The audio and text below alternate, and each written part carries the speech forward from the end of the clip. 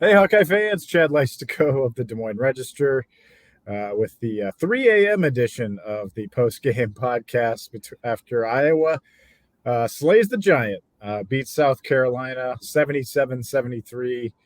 Dargan, you and I are going to be covering a national championship game. An Iowa basketball team has not been to one in my lifetime, probably not in many lifetimes of people listening to this. 1956, the men, the only other time. I was not around. Yeah, so uh, yeah, different time too, obviously. So this was just unbelievable on every level. Where did your mind go right away?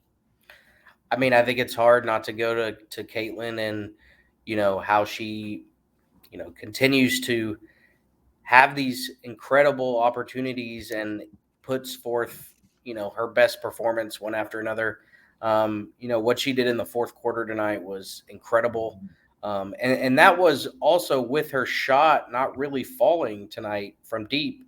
And so I think that goes to, what you've written about over this run here is her improvement, in the mental game, her improvement in the understanding of the basketball game, and knowing that, she was blown by South Carolina defenders left and right, getting to the rim in that fourth quarter. And, Iowa needed every one of it. And so, Iowa was either going to win with Caitlin Clark taking them there, or go down fighting with her, putting forth everything that she had. And so, it is kind of jarring to sit here and say that Iowa is 40 minutes from a national title, which, I certainly never thought that would be possible. But here we are. And, another thing that really stands out is the belief that, really started the second they got here, that they, it started before that. But in terms of this challenge,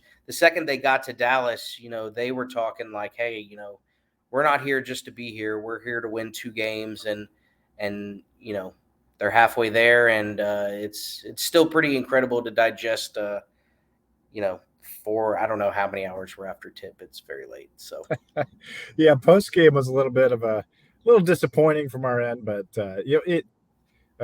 everyone's been pretty generous, really generous with their media time, and they have a lot of media demands. But so we didn't get quite as many, videos and stuff up as we wanted to. But I think the general theme we felt was about the game plan, and that's something that I'm writing about for the morning. And if you're going to go beat South Carolina, what are you going to do? And that's kind of how do you do it? Yeah, that comes down to coaching. And boy, every aspect of what Iowa did coaching wise was ran circles around Dawn Staley. I mean, you talk about the defense they ran.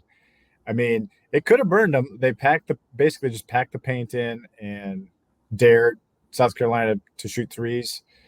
South Carolina basically shooting incredibly wide open threes, goes 4 for 20 from deep, so 25 or 20%. And a lot of those were not close. Like I was sitting right behind the Iowa bench, and it was almost like, for our hockey listeners out there, it's almost like dumping the puck into the zone and then just kind of going and chasing it and hoping. South Carolina was just shooting it almost to miss and then rebounded. Right. I mean, the threes that they shot, other than a few here and there, not only did they miss, but they were not good shots at all. And so, I really think that Iowa kind of had to make a decision, and, obviously they made the right one. Yeah, South Carolina does end up with 20 more shot attempts than Iowa. And so Iowa's, part of Iowa's game plan was to just rely on its offensive efficiency. You look at turnovers. Iowa only commits 10 turnovers. South Carolina commits 15. I mean, with the way South Carolina plays defense, and Iowa really does turn it over quite a bit generally. Like, to only have 10 against that defense. That's good. That's a good number for them. That's a really good number. South Carolina attempts 77 shots to Iowa's 57. But the Hawkeyes hit 28 of 57. They were efficient with their shots. Caitlin was 10 of 14 from 2. And they didn't stop her. I saw a lot of national writers tweeting about, like, why doesn't South Carolina, like, have someone step up when she's driving to the lane? She's just going right around these girls, and she did it from the start, Dargan. I do not understand how an Olympics coach, Naismith, coach of the year, Don Staley, is.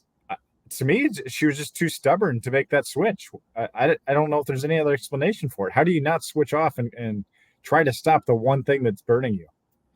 Yeah, and honestly, Caitlin talked about on the other side in the press conference, one of the things that Iowa did really well was continue to switch its defense. And so I don't know, like you said, if it was stubbornness, if it was, arrogance that they just thought, hey, we're South Carolina, we do what we do, and it's going to work eventually. But yeah, I mean, the layups that she was hitting in the fourth quarter were, um, it almost seemed like a drill because she was just driving right by them and laying it in with ease. And so, that really prevented South Carolina from getting any sort of run, certainly, and any sort of cushion. I mean, they led in the fourth quarter, I think, for 13 seconds.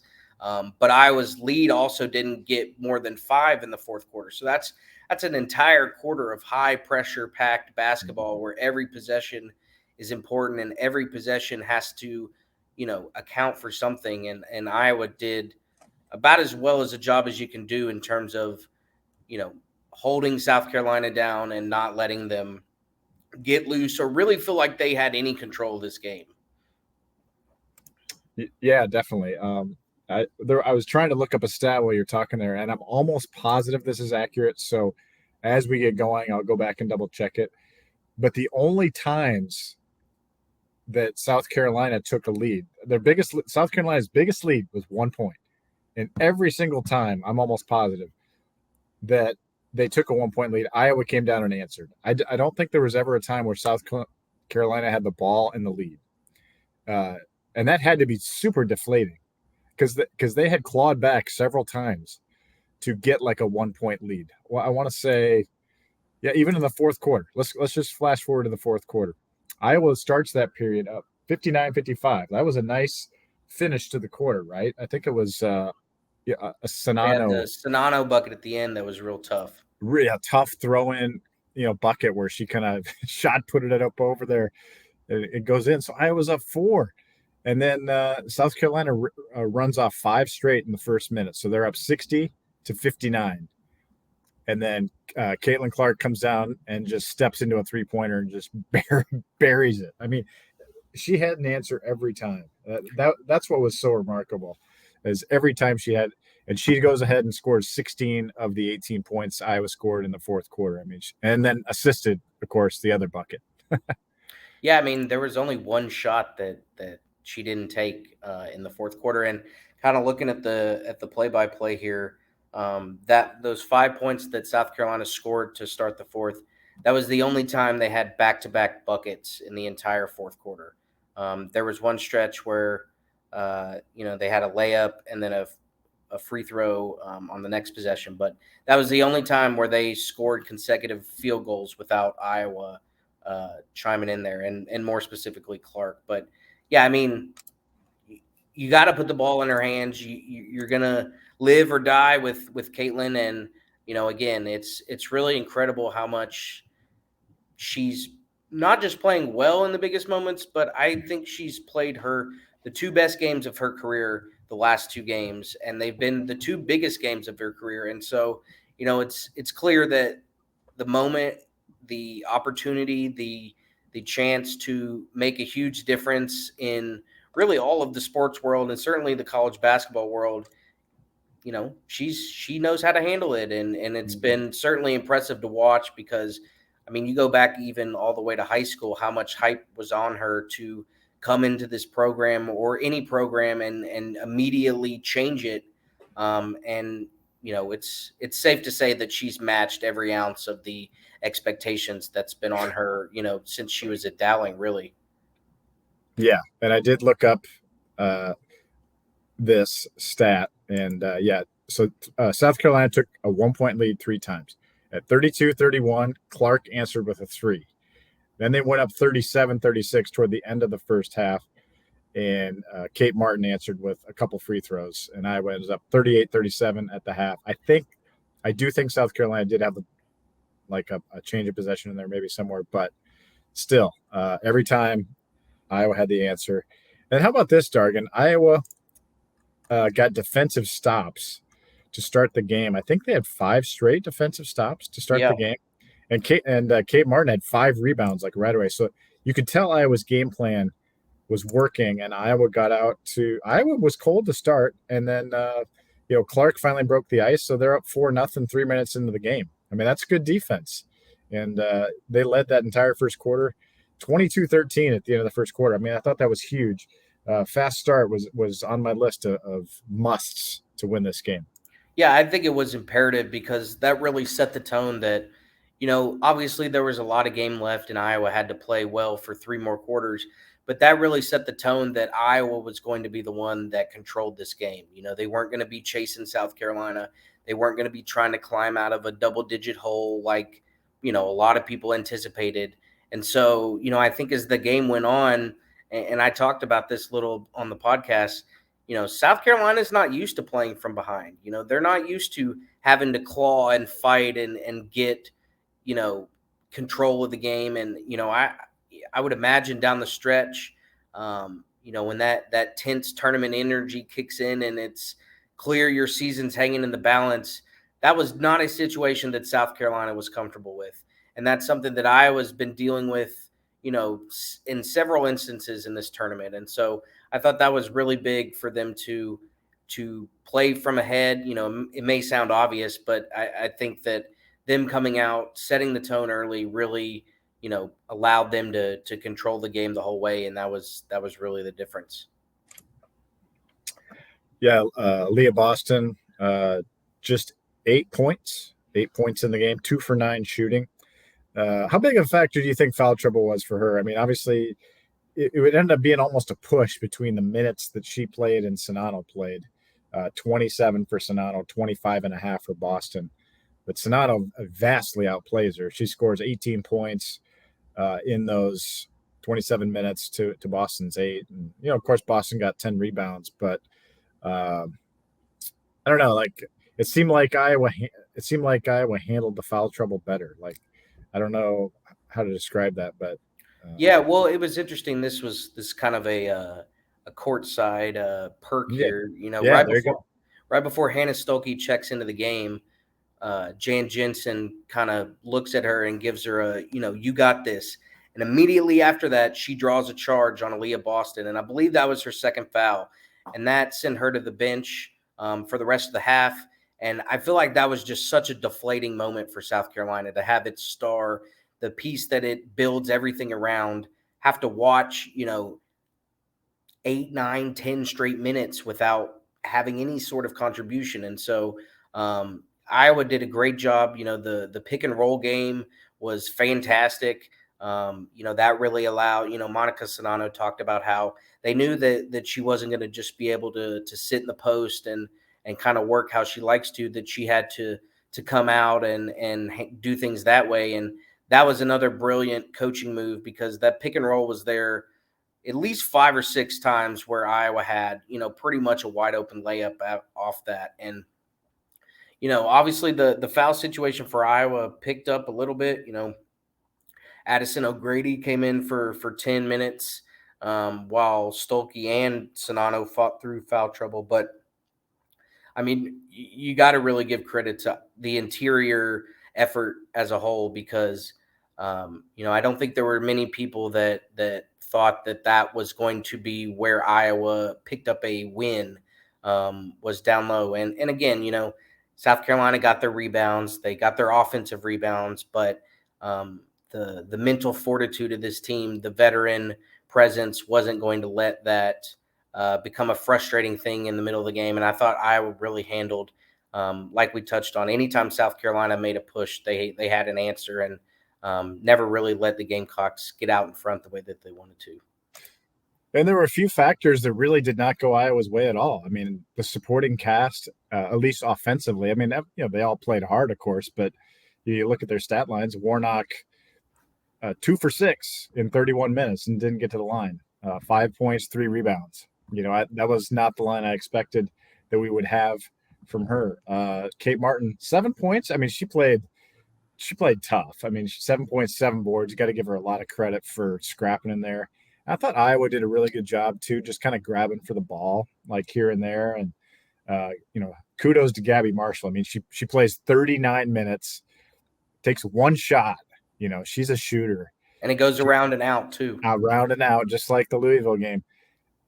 But she played, Jan Jensen said, just insane defense. She was fantastic. She got switched on to Zaya Cook in the second half. Cook had 18 in the first half, but only 6 in the second half. Marshall was very disruptive. I believe she had 3 steals, if I'm not mistaken. Yeah, and there was a few of those steals where, South Carolina would catch in the post. Iowa would bring the double right away, and then South Carolina would try to throw it out of that double, and they would kind of it's almost like a quarterback thrown across his body. Kind of threw it into traffic, and Marshall picked off at least 2 of those, and that started the break the other way. And I really thought that Iowa's, their ability to every possession, every South Carolina miss was pushing the other way, and obviously that's what Iowa had to do to be successful. That's what they've done all season. But for them to execute it on this stage against that opponent, really speaks volumes to what this team is trying to do. Yeah, for sure. Addison O'Grady, give her credit. She played 10 really good minutes. She was effective. She looked smooth. She scored a couple buckets off the pick and rolls, right? I think they were both pick and rolls. Like, one of them might have been from Martin or Warnock. I can't remember. But, I mean, those types of minutes were so huge. Hannah Stolke plays almost 12 minutes. Only gets 1 rebound. I thought, Iowa could have done better on the boards. But, like, as Caitlin said in the postgame, Dargan, like, we knew that there was no way we were going to beat them on the boards. So it ended up being 49-25, pretty much about as bad as you thought it would be. And the O board numbers were incredible too. 26 offensive for South Carolina, 20 defensive for Iowa. So they got more than half of offensive rebounds. And that was their game, like you said. So so the supporting cast didn't come through offensively, I'm saying, in points, where a lot of times they're hitting threes, and then you get killed on the boards, just absolutely killed. And I only hit 7 of 23 from 3. That's 30%. I mean, this is like, you tell me those 3 things, I'm like, there's no way you're winning. No, but they did it. Yeah, and again, I think that kind of really accentuates Clark's value even more. I mean, they put the ball in her hands and were going to let her bring them home, and she did that. It's really incredible, how much she's really added to her legacy, really just in the last month. Obviously she was going to go down as one of the best players probably ever in women's college basketball, and certainly right there in Iowa history as well. But I think really, especially if they get it done on Sunday, I think even the wildest rises that you could expect, this one is really kind of topped them all, because she's single-handedly almost taking, obviously it's a team and it's every piece matters, but she's really single-handedly kind of taken this team to a level that I don't really think many people thought this program could get to. It's one thing certainly to be a factor in the Big Ten, but to go to the Final Four and pull off this win, I think it really kind of changes the perception of Iowa women's basketball for the foreseeable future.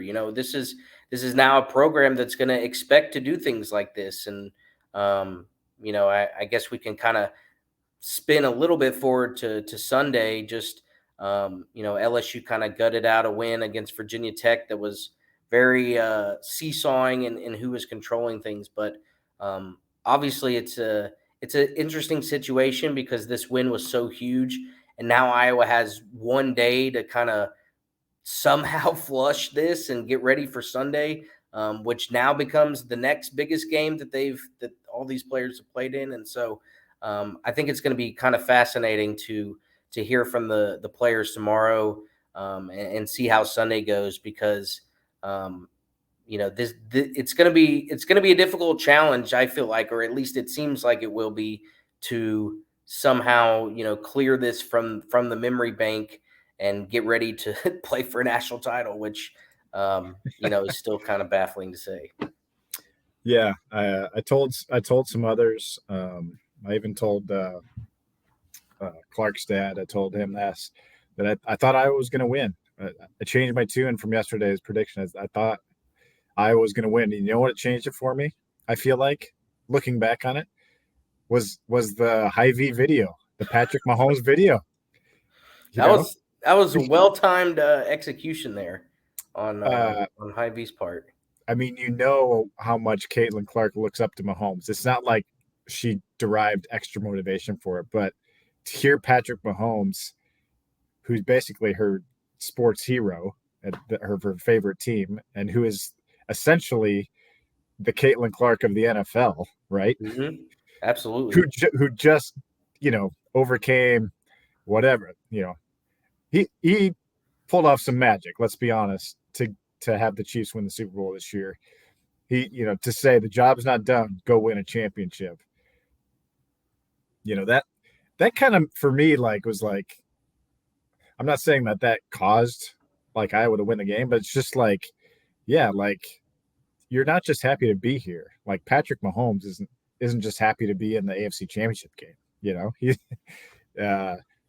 He got there as a young quarterback and eventually, he's won 2 now, right? So, yep. I don't know. It's just sort of it started with that, and I just felt like it was going to happen, and it just brings up to me the comparison between Caitlin and Mahomes. That's what accentuates it for me. Absolutely, and it would have been so easy for Iowa to, even though obviously they were going to come out and give everything in this game, it would have been easy for Iowa to play the, we're just happy to be here card. And that would have been fine, doing something that hasn't been done in 30 years. If they had even gotten blown out today, I think it doesn't really change the importance of this season. But for this team to, understand that, and also understand that these opportunities don't come along very often. And if you're in the Final Four and you're 2 wins away from a title, that's as close as a lot of people, ever thought that they were going to get. And so, if you have that opportunity, you might as well take advantage of it and maximize it to, its fullest potential. And so far, Iowa's done that. And if they cut down the nets on Sunday, it'll be a pretty spectacular story. Just how this group has risen together and really kind of redefined what the expectations were for this program. I think now moving forward, no matter what happens on Sunday, they're going to expect to be in the Final Four now. It really just takes one run like this to change, a lot of thinking and a lot of people's perception of things. And so, that's what Mahomes did with the Chiefs. The Chiefs were kind of the right. chokers and losers for a while. And then he came in, and now he's, redefined how people look at the Chiefs. And so Caitlin's, doing the same thing with Iowa. Absolutely. I think Iowa's listed about a 1.5 point favorite for Sunday. So expect another toss-up game. And as much as we talk about Bluter out coaching Dawn Staley today, another challenge on Sunday. I mean, Kim Mulkey absolutely owned the fourth quarter today against Virginia Tech.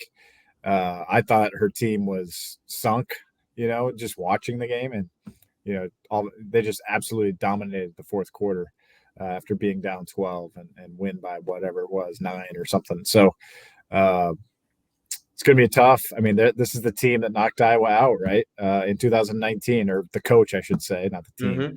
But Mulkey, really turned the screws on Megan Gustafson and the Hawkeyes in the Elite Eight in 2019. Obviously, that was a great Baylor team that won a national title, but tall task on Sunday. I don't know how. Here's the other thing, Dargan. Other factor I think that's going to be huge. I heard a lot of people in the concourse trying to buy Sunday tickets from South Carolina fans for Iowa. And I think a lot of Iowa fans are going to be coming down here on Sunday. I've already seen it on Twitter. I mean, people, they're intending to fly down here and come to that game. And South Carolina's got tickets to sell. Yeah, and I mean, if you're an Iowa fan, what are you waiting on? Like this is your moment. This is your chance to see, the most prominent team, ever win a national title for Iowa. And so, um, it was interesting to kind of see the crowd breakdown. Obviously there were a ton of Iowa fans there, and they, obviously were the loudest down the stretch. But there was also a lot of South Carolina fans there, and there was a lot of LSU fans there today as well. So again, I think Iowa will it'll probably be an Iowa lean on the crowd Sunday, which obviously can make even the slightest difference if it's another close game down the stretch. But yeah, it's gonna be quite the scene on Sunday. It's been a little, you and I have not covered Final Fours before, so it's been a little hectic down here. But I feel like Sunday is going to be a whole nother animal as everything's kind of on the line there. Yeah, last topic here, Dargan. I mean, what does Caitlin Clark do for an encore or or whatever you want to call it? Like 41 points against Louisville, 41 points today. I don't know if we read her line, did we? 41 points, 8 assists, 6 rebounds. Astonishing what she's doing. And that was, like you said, she didn't shoot it great from three. But what do you expect? I mean, she's gonna bring her A game, no question about it. I mean, there's no reason to doubt that she's not going to put up another incredible performance. I mean, just one big moment after another, whether it's, you start with the Indiana shot, you start with the Ohio State triple double, you go to the Louisville triple double, you go to today. I mean, the moments and the pressure has increased, and all she's done is increased her performance and her dominance. And so I think it would be very unwise to bet on her not doing something incredible on Sunday. Yeah, I am surprised. I'm surprised the line's that small. But we're gonna jump. I don't know a ton about LSU, so we're gonna jump into that matchup tomorrow. We're gonna talk to Kim Mulkey tomorrow. We're gonna talk to the Hawkeyes tomorrow, LSU players tomorrow. So, and I say tomorrow, and it's like It's in like 6 hours, but yeah, it's like 3:18 in the morning. So we need to get to sleep. And we need to let you guys listen to this podcast because we'll probably have another one before the game, I'm guessing, probably. So thank you very much, Dargan Southard. You've been an awesome teammate down here, and really glad we could do this together. So let's sign off. What do you say? Let's do it. Another one more game in the season. We'll see what happens. Yeah. And it will be the last game for McKenna Warnock and Monica Sonano. As Caitlin Clark put it the other day, we want to give them the maximum number of games possible, and they get it. They get to play it all the way to the end for their Iowa careers. So very cool to see what happens next. For Dargan Southern, I'm Chad Leistikow of the Register saying so long and talk to you like super soon.